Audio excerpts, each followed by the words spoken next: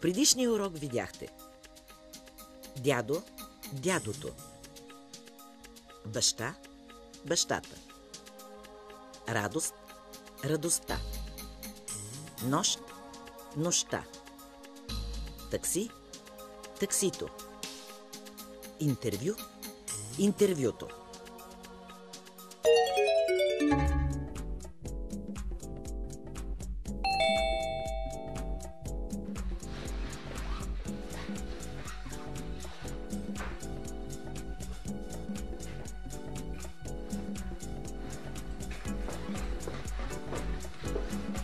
Утре заминавам за Пловдив.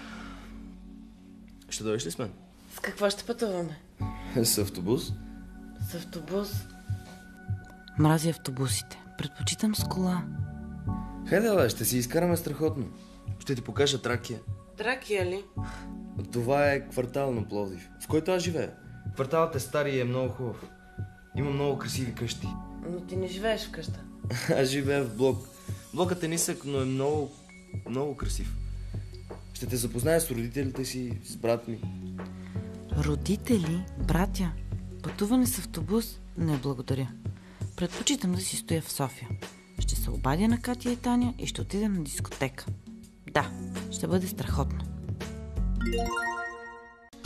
Припомнете си, съществителните имена се членуват, когато означават познати, известни, определени предмети.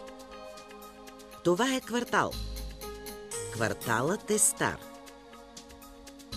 Съществителните имена се членуват, когато предметът, който назовават, вече е споменат. Аз живея в блок. Блокът е нисък.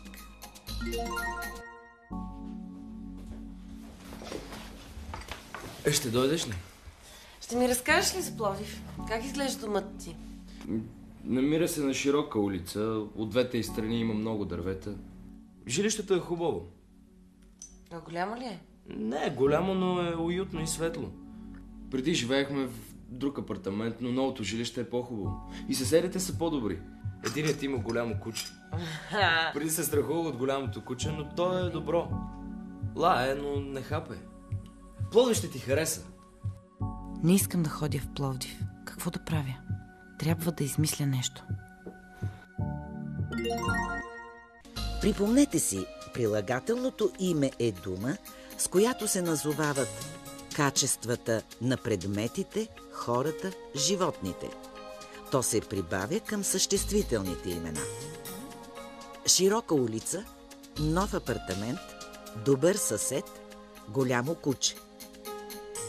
Запомнете, когато към членувано съществително се прибави прилагателно име, членува се не съществителното, а прилагателното. Жилището е хубаво. Новото жилище е хубаво. Кучето лае. Голямото куче лае. Толкова се радвам, че ще дойдеш до Пловдив. Ще те запозная с баба ми. О, не. И тя ли живее в Пловдив? Не, тя живее в малка къща извън града, но малката къща извън града е близо до Пловдив. Има автобус през половин час. Баба ми е страхотна, ще обикнеш веднага. Ще видиш. Сигурно, но в събота вечер предпочитам дискотеката пред срещата с баба ти. Какво да измисля? Как да му откажа? За какво мислиш? За срещата с баба ти. Тя сама ли живее? Не, тя живее с бялото коте Маца и двете се разбират чудесно. Ще ти покажа Пловдив. Старият град много ще ти хареса. Ще те заведа до красивата часовникова кула, до амфитеатъра. Обърнете внимание, прилагателното име е членувано, когато съществителното, към което се отнася, означава определен известен предмет. Тя живее в малка къща. Малката къща е близо. Запомнете, определителният член е част от прилагателното име и се пише заедно с него. Старият, красивата, бялото.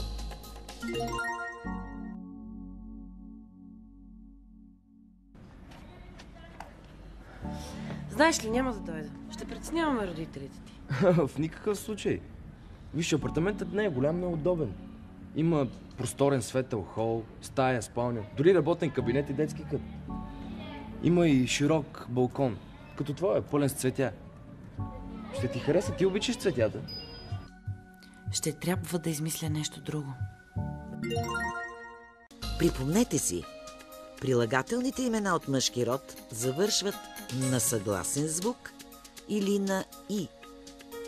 Светъл хол, широк балкон, работен кабинет, детски кът. Да, ще трябва да измисля нещо друго. Иво, чувствам се зле. Какво ти е? Боли ме коремът и главата. Ще отидеш ли до близкия магазин? Той е на широкия булевард, точно до червения блок. Сещам се до новият красив блок. Какво да купя? До детския щанд има щанд за билки. Ще купиш ли чай от мента, моля те? Добре, хайде да влизаме. Запомнете, прилагателните имена от мъжки род имат определителен член «я» и «ят». Нов, новия, новият. Детски, детския, детският. Широкия булевард, близкият магазин, коженият диван, тъмният коридор. Обърнете внимание, пред определителния член на прилагателните имена, които завършват на съгласен звук, стои гласният звук «и». Червен, червения, червеният. Красив, красивия, красивият. Ще купя лекарства. Има ли отворена аптека? Да, голямата аптека до бялата къща. Там работят и нощна смяна. Вземи това лекарство. Продава се в малка опаковка в синя кутия. Добре. Студено ми е. Ще боликава на блуза. Сигурно имам висока температура. Къде е термометър? В стъклената ваза. Не, на холната маса. На шкафчето до нощната лампа. Не знам, ще го намеря. Добре, тръгвам. Припомнете си, прилагателните имена от женски род завършват на «а» или «я». Малка опаковка, вълнена блуза, висока температура, синя кутия. Запомнете, прилагателните имена от женски род имат определителен член «та». Голяма, голямата. Бяла, бялата. Нощна, нощната. Холната маса, стъклената ваза, нощната лампа, южната тераса.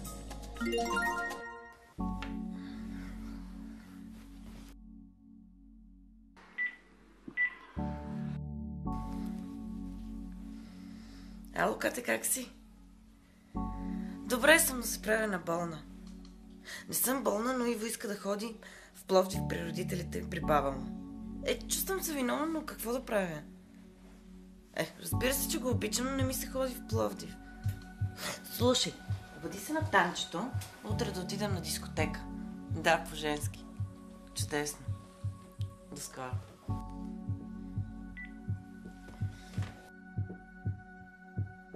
Няма по-удобно място за почивка от моето легло.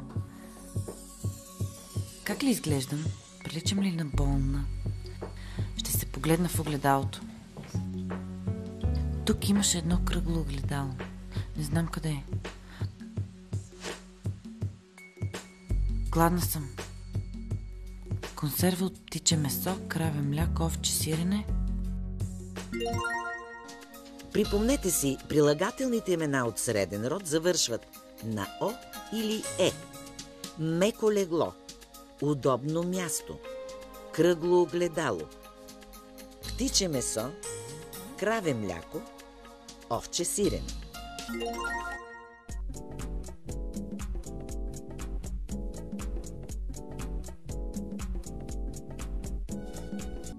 Зеленото хапче се пие преди ядене, бялото след ядене. Кравето мляко и птичето месо са полезни. Ще приготвя на Надя пилешки бульон. Дали Иво ще ми повярва? Приличам ли на болна? Къде ли е малкото огледало? Сигурно е на ученическото бюро в стаята. Ще се огледам. Иво идва.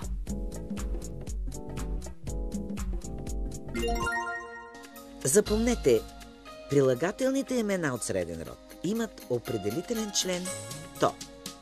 Зелено – зеленото. Птиче – птичето. Южно – южното. Зеленото хапче, ученическото бюро, малкото огледало, кравето мляко. Ето лекарствата. Имаш ли температура? Да, 38 градуса. Иво, много ми е студено. Ще ми донесеш ли вълненото одеяло? Кое вълнено одеяло? Къде е то? Шареното вълнено одеяло, то е на дивана. Отивам. Ще ти направя пилешки бульон. Искам пък да ти измеря температурата. Къде е термометъра? Не знам. До големия телевизор. Не, Иво. До новият голям телевизор. Новият голям телевизор е в хола. Добре.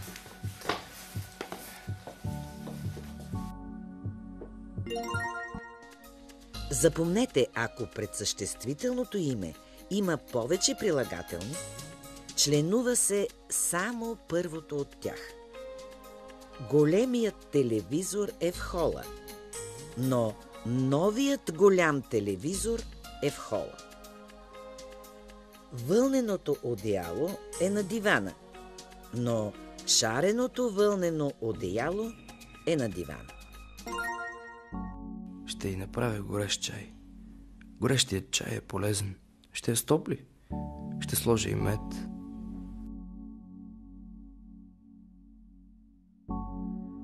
Пилешката супа. Топлата вкусна супа ще й даде сили. А сега опитайте сами. Горещ или горещият? Горещият чай е полезен. Вкусна или вкусната? Топлата вкусна супа е готова. Топъл чай и вкусна пилешка супа. Благодаря, но не мога да ям. Лошо ми е, боли ме коремът, имам температура. По-добре да поспя.